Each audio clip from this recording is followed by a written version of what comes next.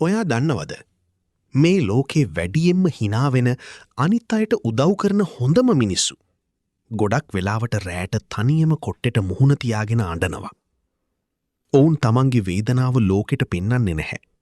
මොකද ඔවුන් දන්නවා තමන්ගේ බර තව කෙනෙක්ට දෙන එකත් පවක් කියලා. හොඳ මිනිස්සුන්ට අනිත් අය වෙනුවෙන් ඕනෑම කැපකිරීමක් කරනවා. හැබැයි ඔවුන්ට ප්‍රශ්නයක් වුණාම කතා කරන්න කවුරුත් නැති තරම්. ඔවුන් හරිම නිහඬයි. තමන්ට ආදරය කරන අයට පවා කරදරයක් වෙන්න අකමැති නිසා ඔවුන් තමන්ගේ හදවතේ තුවාල තනියම සුව කරගන්න උත්සාහ කරනවා. හොඳ මිනිස්සුන්ට තියෙන්නේ හරිම පිරිසිදු හදවතක්. ඒ පිරිසිදුකම නිසාම ඔවුන්ට ගොඩක් දේවල් දරාගන්න වෙනවා. ඔවුන් තනියම දුක් විඳින්නේ දුර්වල නිසා නෙවෙයි. තවත් කෙනෙක්ගේ සතුට වෙනුවෙන් තමන්ගේ සතුට පූජා කරන්න තරම් ඔවුන්ගේ මනුස්සකම බලවත් නිසයි. ඉතින් ඔයටත් මේ මොහොතේ දැනින්නේ ඔයා ඒ වගේ කෙනෙක් කියලා නම් මතක තියාගන්න. ඔයා තනි වෙලා නැහැ.